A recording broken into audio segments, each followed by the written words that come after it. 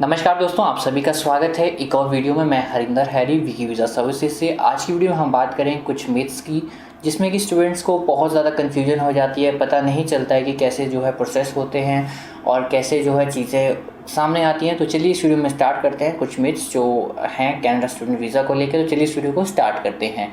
जो सबसे पहला मिथ है वो है कि क्या यूनिवर्सिटी में वीज़ा के चांसेस ज़्यादा होते हैं या फिर कॉलेज में होते हैं। मैं आपको बता दूं कि जो हमारी वीज़ा फाइलिंग होती है, चाहे वो कॉलेज की हो चाहे यूनिवर्सिटी की हो, उसमें दो ही कैटेगरी होती है, एक STS एक नॉन STS। जो STS है उसकी रिक्वायरमेंट होती है कि आपको IELTS में 6 ईच होने चाहिए कम से कम। आपको 1 साल का ट्यूशन डिपॉजिट करना पड़ेगा और आपको GIC मैंडेटरी करना पड़ेगा। इसके अलावा कोई फैक्टर नहीं है, नथिंग, एज गैप, आपके परसेंटेज, कोई चीज़ मैटर नहीं करती है। कुछ लोग तो ये भी कहते हैं कि मतलब कि STS की रिक्वायरमेंट्स स्टूडेंट्स बेसिकली कि सर मेरा 10 साल का गैप है, क्या मेरी फ़ाइल STS में क्वालिफाई करेगी। और कुछ लोग कहते हैं कि मेरी परसेंटेज तो सिर्फ 45 है, क्या मेरी फ़ाइल STS में क्वालिफाई करेगी। जी हाँ, STS में ही क्वालिफाई करेगी एज़ लॉन्ग एज़ आपके IELTS 6 ईच, 1 साल का ट्यूशन एंड GIC आपका पे हो रहा हो, आपकी फ़ाइल STS में ही लॉन्च होगी। क्योंकि ये कैटेगरी वीज़ा फाइलिंग की है, इसमें कोई और फैक्टर अफेक्ट नहीं करता है। तो अगर मैं आपसे यहाँ पे बात करूँ STS एंड नॉन STS का, तो जो चांसेस होते हैं अप्रूवल के, ऑब्वियसली STS में ज़्यादा होते हैं because STS is supreme category for visa filing. STS में चांसेस ज़्यादा रहेंगे आपके अगर आप STS में अपना वीज़ा फाइल करते हैं।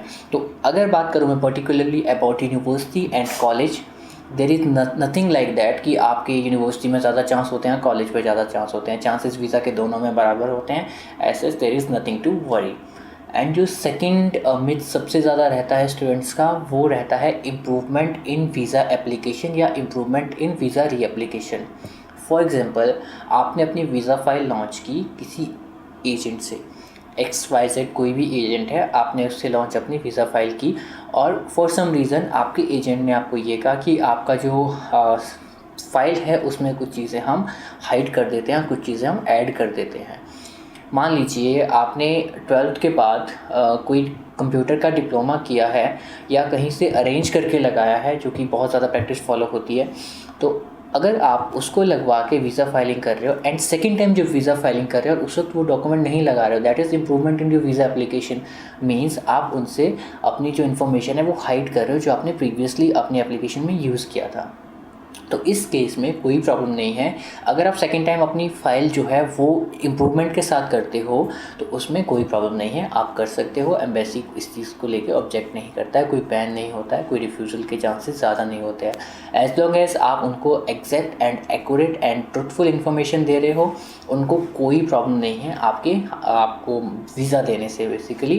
तो मैं आपको ये बताना चाहता हूँ कि ऐसा नहीं कि अगर आपने कोई डॉक्यूमेंट एक तरह से लगा दिए तो आपको वो डॉक्यूमेंट्स वैसे ही बार बार लगाने पड़ेंगे। तो इस चीज़ को दिमाग से निकाल दीजिए कि अगर आपकी फ़ाइल मिस रिप्रेजेंट हुई है फर्स्ट टाइम में और उसमें आपका रिफ्यूज़ल आ गया तो सेकंड टाइम आप इसको एक्सेप्ट कर सकते हो।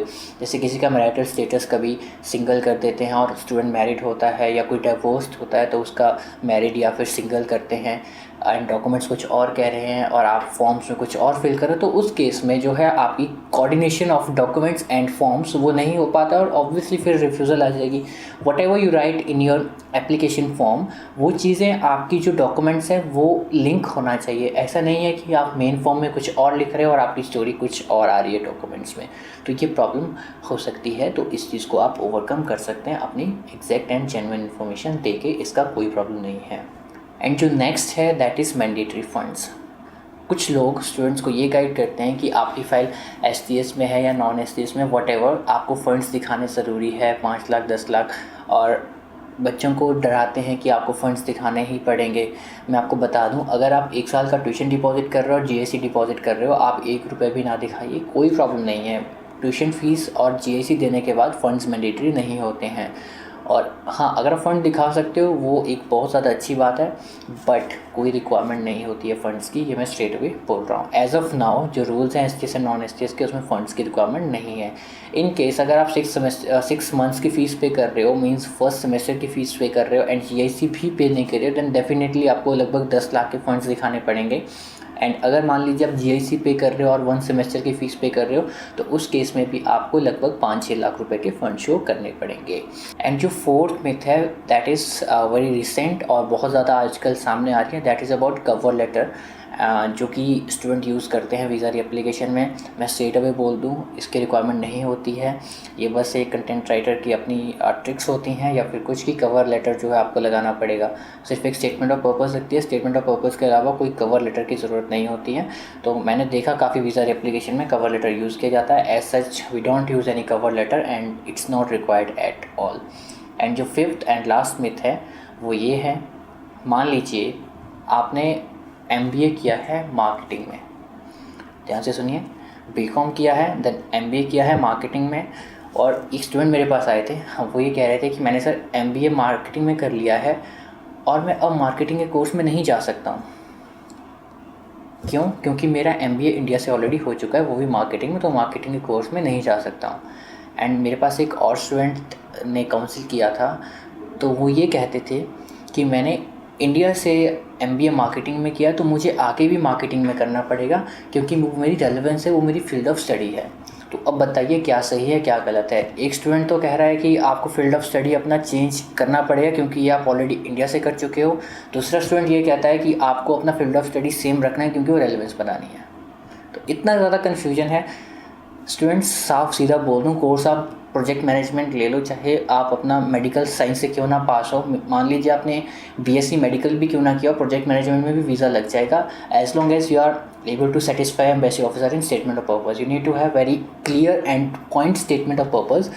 अगर आपकी स्टेटमेंट ऑफ पर्पस बिल्कुल ठीक है, नथिंग टू वरी, कोई भी प्रॉब्लम नहीं आता है। एम्बेसी ऑफिसर आपको वीज़ा देने के लिए वहाँ पर बैठे हैं, उनको वीज़ा रिफ्यूज़ल देने का शौक़ नहीं है एज लॉन्ग एज आप उनको सेटिस्फाई कर रहे हो। सो ऐसा नहीं होता है कि कोर्स जो है वो आपका 100% रेलेवेंस होना चाहिए या फिर कोई भी कोर्स ले सकते हो। आपने MBA किया, you can go for project management, human resource management, marketing, global business management, international business management. आप किसी भी तरीके के कोई भी कोर्स में ग्रेजुएट सर्टिफिकेट में जा सकते हो। मेक श्योर आप सर्टिफिकेट प्रोग्राम में जाए, don't go for college diploma program. I hope I am able to bust all the myths about student visa application. So ऐसी वीडियोज़ मैं अपकमिंग बनाता रहूँगा ताकि आपके दिमाग में जो भी एक डाउट्स होते हैं उनको मैं क्लियर कर पाऊँ। धन्यवाद इस वीडियो को देखने के लिए। मिलता हूँ आपको एक और वीडियो में।